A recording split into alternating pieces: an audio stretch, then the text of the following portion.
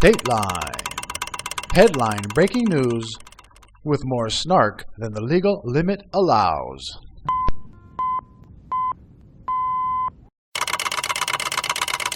DateLine. Washington, D.C. As if you thought President Obama couldn't break the law anymore, think again. Oh my God. It's not enough that he met with the liberal head of the liberal IRS union the day before targeting of conservatives began. It's not enough that he sent 3,500 weapons to a Mexican drug cartel, then tried to cover up his tracks by illegally using executive privilege to hide it. The only people who don't want to disclose the truth are people with something to hide. It wasn't enough that he gave a $500 million loan to his one-percenter campaign donor George Kaiser of Solyndra, another green scam of a company, that then went bankrupt, leaving the U.S. taxpayer holding the bag.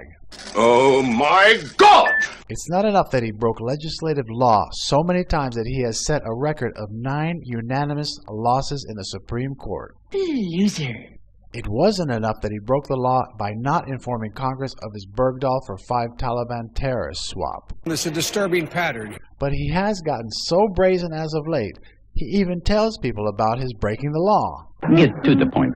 Okay. Just this week, on his way to an amnesty rally, he rode in the presidential limousine with 2 illegal aliens. Say what? I don't make this stuff up. I keep telling you that. Okay.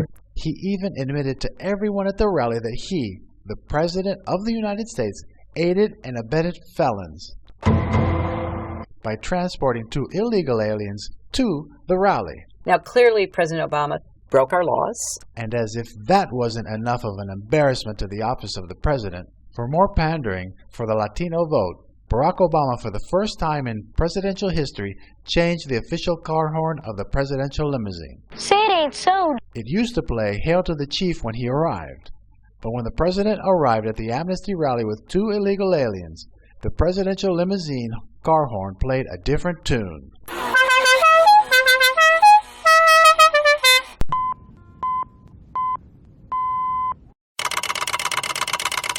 DateLine. California. New legislation was just signed into law by the governor of California that has the Bloods and Crips cheering.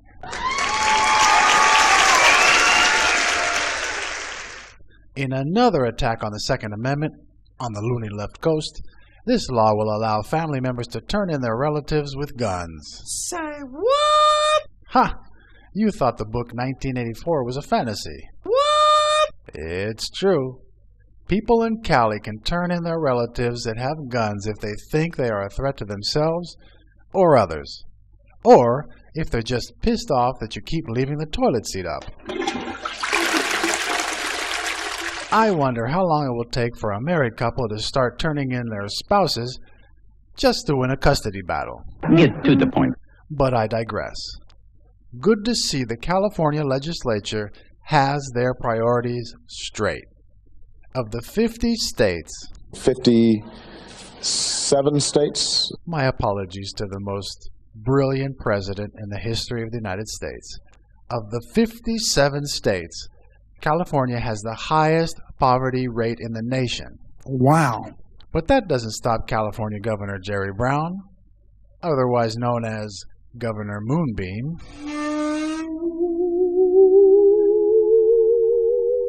it doesn't stop him from pushing this obviously ineffective Second Amendment violation, as well as a worthless job-killing bill like the plastic bag ban. It's incredible. Yes, you people in the Golden State will have to start looking down when you go for a walk outside. Single-use plastic bags, like the ones they make specifically for picking up dog poop, will be banned.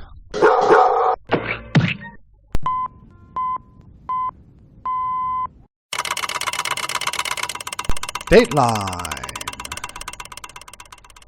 Eric Holder, Indictment Watch. As I laid out in my article on the News Ninja website 2 weeks ago, the case to indict the Attorney General Eric Holder is a strong one. I'm Hans. Yeah, I'm Franz, and we are here to pop. You are. And with last week's court ruling,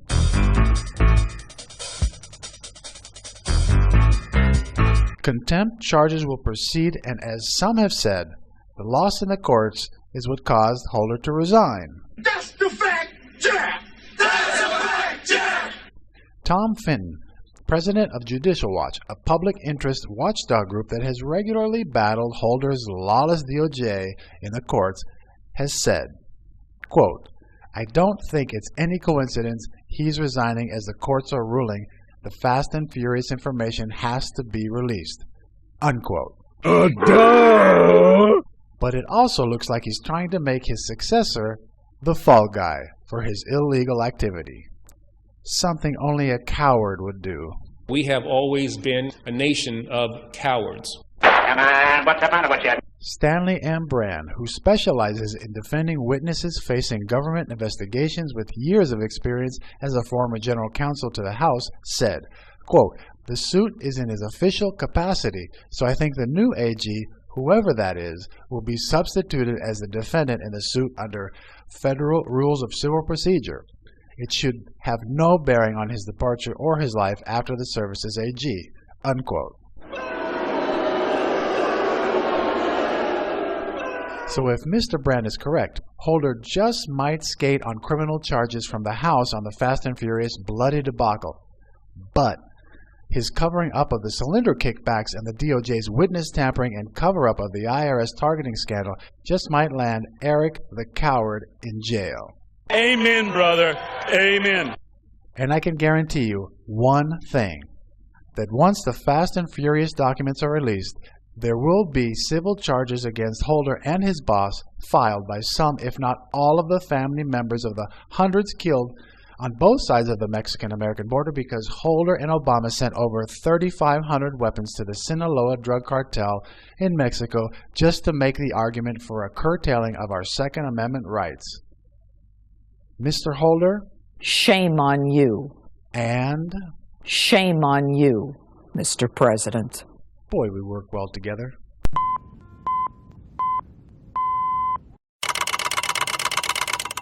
DateLine. Media malpractice.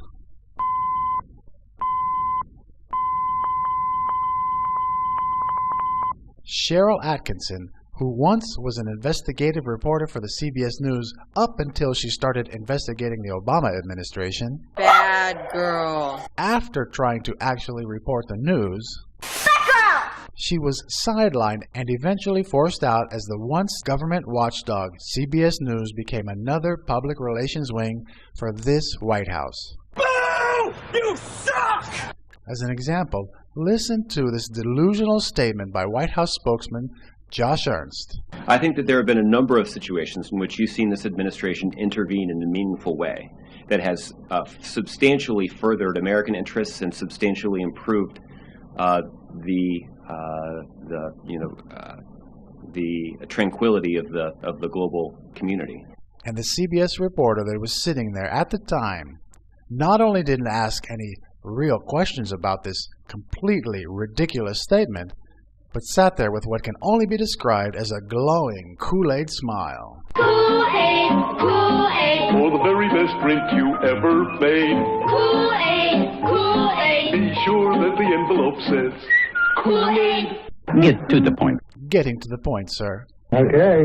Atkinson on Media Buzz over the weekend told it like it was one more time. She said, "Here's the reason based on my cynical viewpoint. Increase in terrorism or concerns about terrorism would have been on the front page had the administration ever wanted it to be on the front page, because by and large the media too often waits for the administration to dictate the agenda and the coverage. Easier, it's a complicated set of reasons, but it has to do with easier, laziness, support for the administration, support in general for the powers that be, wanting to toe the line. But I guarantee you that if there had been headlines, if the administration had wanted concerns about terrorism to be on the front burner, quite the opposite happened. And I see this whole question about ISIS as another point in the continuum of the administration apparently wanting to downplay concerns about terrorism by and large. So, with no sarcasm in my voice whatsoever. Okay. The mainstream media is waiting for the administration to dictate the agenda and coverage? Really? Absolutely, positively, unequivocally. No wonder trust in the media in the latest Gallup poll is at an all-time low of 40%.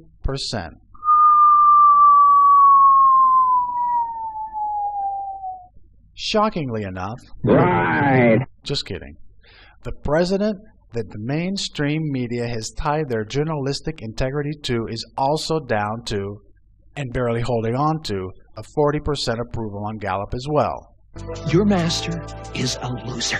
With the New York Times laying off more than 100 people this last week from its media room, Bloomberg TV also laying off workers, MSNBC and CNN ratings at their worst levels ever, and the LA Times having more layoffs as their revenues drop 41%.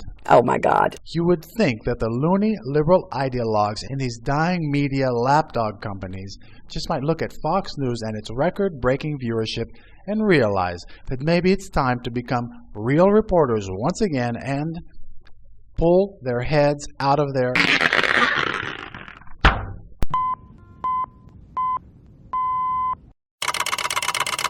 DateLine, Arkansas.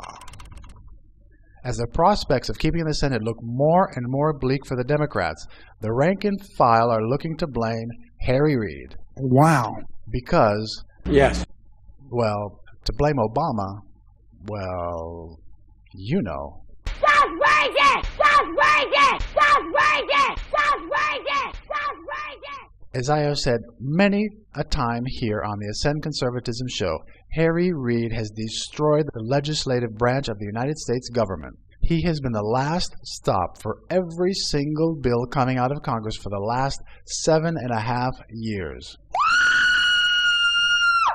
Of course, the low-information voter is clueless to the fact that when talking about the historically low congressional approval rating, that poll includes the Senate as well as the House.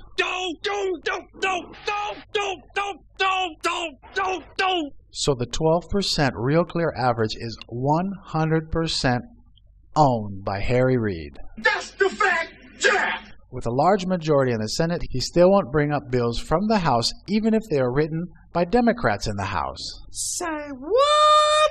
Crazy, right? Right.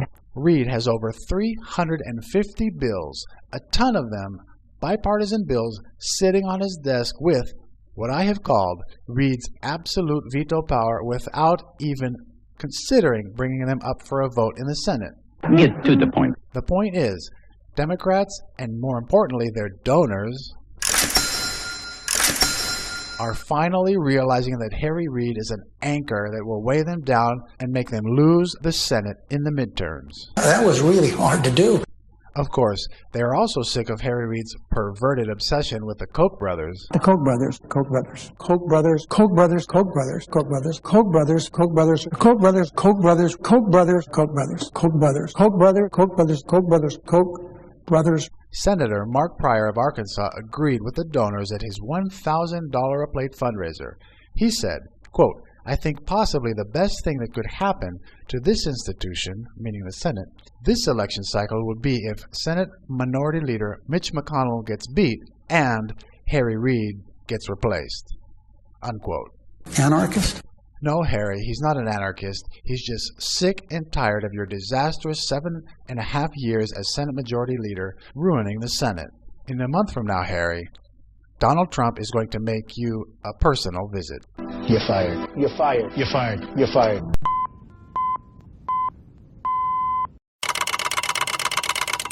DateLine, the Democrat National Committee flashback. Looking back at 2008, Democrats ushered in what they thought was their liberal messiah. Barack Obama was the rock star that not only the left in America worshiped, but even those idiots in Germany when Obama declared, "Tonight I speak to you not as a candidate for president, but as a citizen, a proud citizen of the world." Flash forward to today, not only is President Obama's approval rating at Reuters at 37%, but 52% polled by NBC say that his presidency is a complete failure. And not only that, In another recent poll, Barack Obama was voted the worst president since World War II. Loser. Loser. It has gotten so bad that in the upcoming midterms, Democrats are not running against their Republican opponents. Democrats are running against Obama.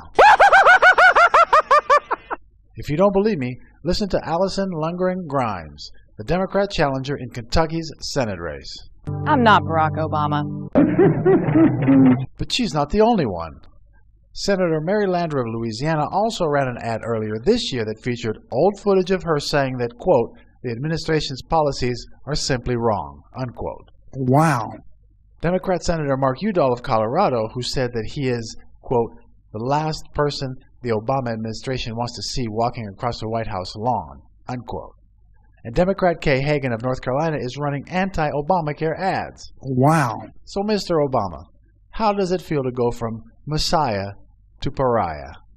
But let me just. Oh, shut up.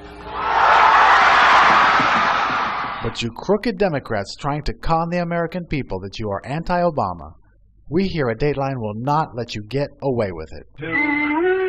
The Democrat Senate incumbents have built voting records that show them voting with Mr. Obama at least 90% of the time. That's the fact, Jack! That's a fact, Jack!